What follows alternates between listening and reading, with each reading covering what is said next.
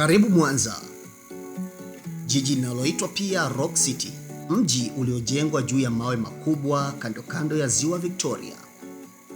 Mwanza sio tu jiji lenye mandhari ya kupendeza, bali ni moyo wa biashara wa kanda ya ziwa na lango la biashara linalounganisha Tanzania na Uganda, Kenya, Rwanda, Burundi na hata Kongo. Hii ni ardhi yenye fursa nyingi kwa yoyote anayetaka kuwekeza. Wengi wanalijua jiji hili kwa samaki wake, hasa sato, sangara na dagaa. Lakini thamani kubwa haipo tu kwenye uvuvi, bali kwenye usindikaji na uhifadhi wa kisasa. Samaki wengi huuzwa ghafi bila kuongezwa thamani, na magara ya baridi bado hayatoshi. Fursa kubwa ipo kwenye ufugaji wa sato na kambale, viwanda vidogo vya kuchakata dagaa na huduma za usafirishaji samaki kwa ubora wa kimataifa. Ziwa lipo, soko lipo. Kinachohitajika ni ujasiri na kuwekeza. Lakini Mwanza sio tu samaki peke yake. Mikoa ya jirani inalima pamba, alizeti, mahindi, mboga na matunda. Changamoto ni kwamba mazao haya yanauzwa ghafi na faida kubwa inapotea. Fikiria, pamba inatoka hapa, lakini nguo tunanunua kutoka nje. Alizeti zipo nyingi, lakini mafuta ya kula bado bei ni juu. Matunda na mboga yanaharibika shambani. Hapa ndipo fursa ilipo. Viwanda vidogo vya kusindika mafuta, vyakula na nguo vinaweza kubadilisha Mwanza kuwa kitovu cha bidhaa zilizoongezewa thamani.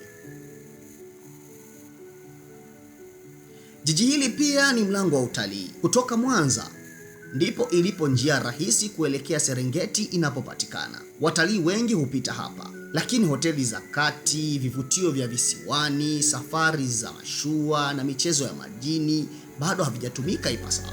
Mwanza inaweza kuwa nyumbani kwa aina mpya ya utalii, ule wa kisasa, rafiki kwa mazingira na kuvutia wageni wa ndani na nje. Bandari ya Mwanza nayo ni moyo wa biashara. Mizigo husafirishwa kwa meli kwenda Kenya na Uganda, lakini huduma za kisasa za usafirishaji, maghara na kampuni za logistics bado ni chache. Uwekezaji kwenye sekta hii unaweza kulifanya jiji hili kuwa daraja kuu la biashara za kikanda. Kwa upande wa makazi, Mwanza inakuwa kwa kasi kubwa. Mahitaji ya nyumba bora, apartment, maduka makubwa yanaongezeka kila siku. Maeneo kama Capri Point, Nyegezi, Kisesa, Busweru na hata Buongwa yamekuwa kitovu cha ujenzi mpya, na bei za ardhi zimekuwa zikiongezeka mwaka baada ya mwaka. Hii ni nafasi kwa mtu yoyote anayetaka kuwekeza kwenye mali isiyohamishika kabla haijawa ghali zaidi. Lakini pia kuzungumzia Mwanza bila kuzungumzia vijana wake. Hawa ndio kizazi cha kidijitali wanaotumia mitandao, simu na huduma za mitandaoni kila siku. Huduma za e-commerce, apps za delivery, shule bora, hospitali binafsi na hata suluhisho za kifedha kupitia simu zinahitajika zaidi kuliko ilivyokuwa zamani.